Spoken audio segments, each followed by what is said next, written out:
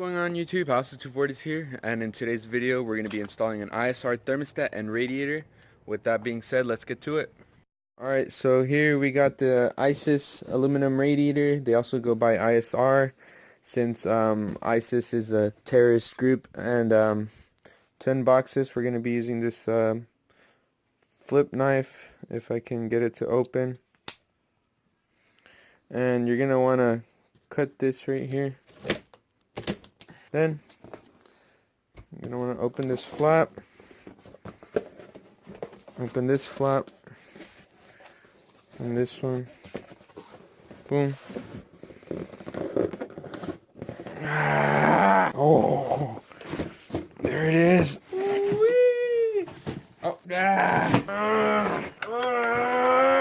it's not cutting out, bro. Flip it over.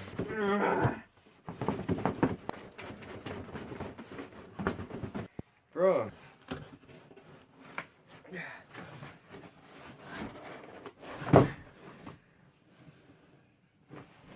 2,000 years later.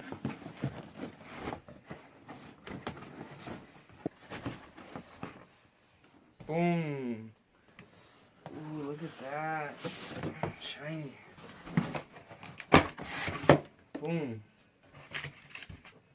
Ooh, we gotta send it back, Eddie. Look at that. Come on, man. We can't have that. What kind of shipping is that? Boom. Good as new, right? Dude, look at this thing, man. Oh, ISR. The welds are beautiful. Look inside of the radiator cap, bro. Boom. This is military grade aluminum right here.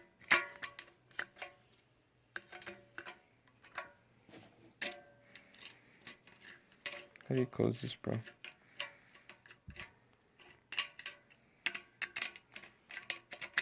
Push down.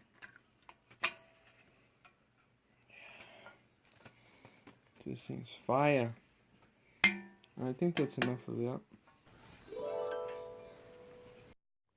So within this Ziploc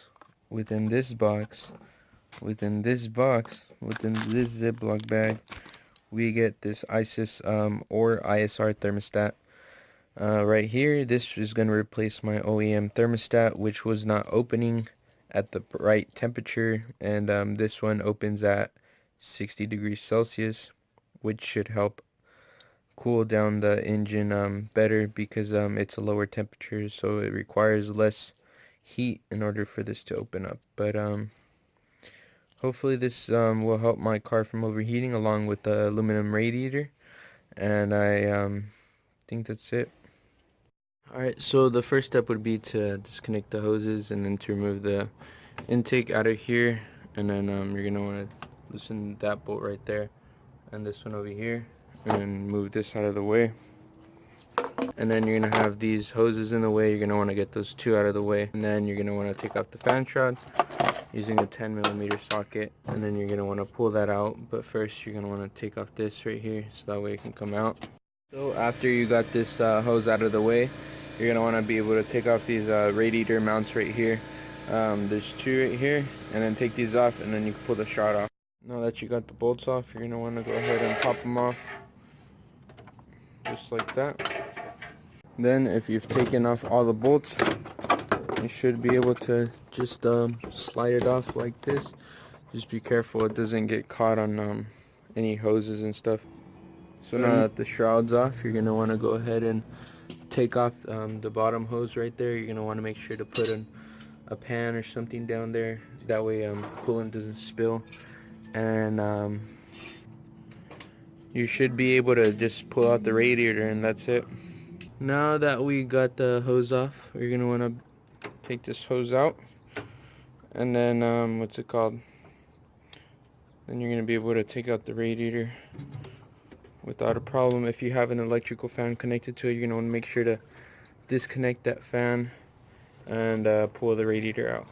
Alright, so here we got this gross and old, dirty, musty radiator that probably hasn't been changed since they bought the car.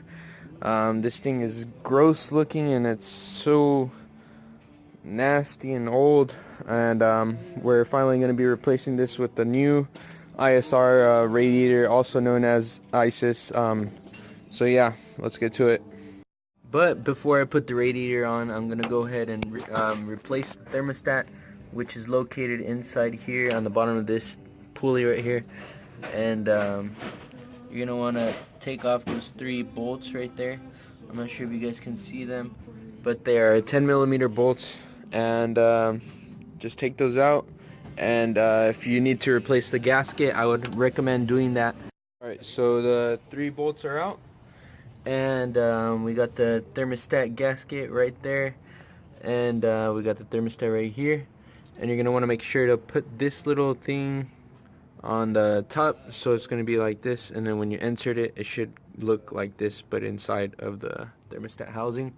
Alright, so it is now dark, and I returned with the thermostat gasket right here, and so what we're going to want to do is line up the holes with the the thermostat, and then you're going to want to stick your thermostat in there the way I showed you guys, with the little dot pointing up in there. And you're going to want to tighten the 3 bolts, and that should be it. Alright, so the thermostat should look something a little bit like this with all the bolts inside, and here's the pulley. So the hose is inside and tightened, and all that's next to do is to put on the radiator.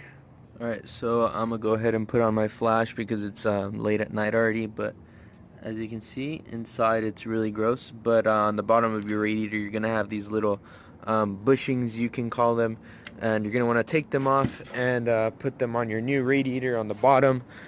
Mainly, this helps stabilize the radiator and keep it in place, so you're going to want to remove them from your original and put them on your new one. You're going to want to make sure that they go all the way down, and they're not halfway like that right there, and that they're all the way like this. So make sure you do that. Alright, so you just drop in the radiator, and it should move a little bit like this, and then you're going to want to put on the brackets right here, and then after that comes the fan shroud. Or actually, before you put the fan shroud, you should connect the hose on the bottom right there, and then the fan shroud. So yeah, now you're going to want to tighten the bottom hose. So tighten these 2 down, and then the fan shroud. Step is the fan shroud. So you just drop in the fan shroud, and everything should be in place, and you put the coolant inside, and the cap. Next, you're going to want to tighten these bolts that hold the fan shroud.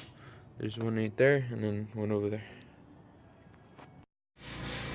So the next step is going to be putting in the zip ties where I made the holes into the radiator right here, and yeah.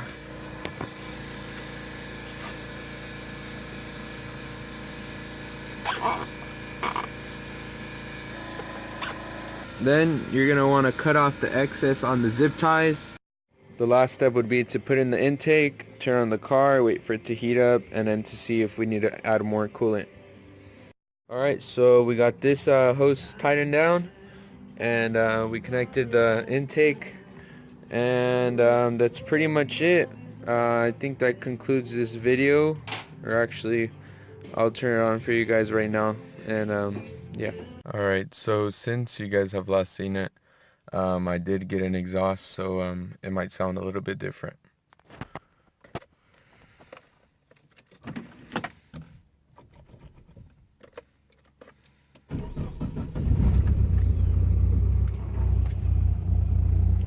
And we actually did fix the problem with the cluster. Everything works now, and all I need to do is just buy a radio bezel and a radio.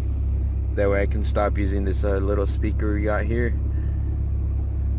So yeah, that's pretty much it for the inside. Everything's already put in, everything's ready to go.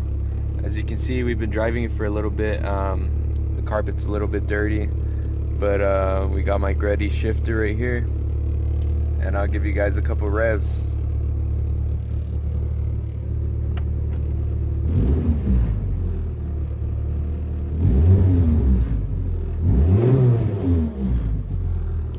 open the door for you guys.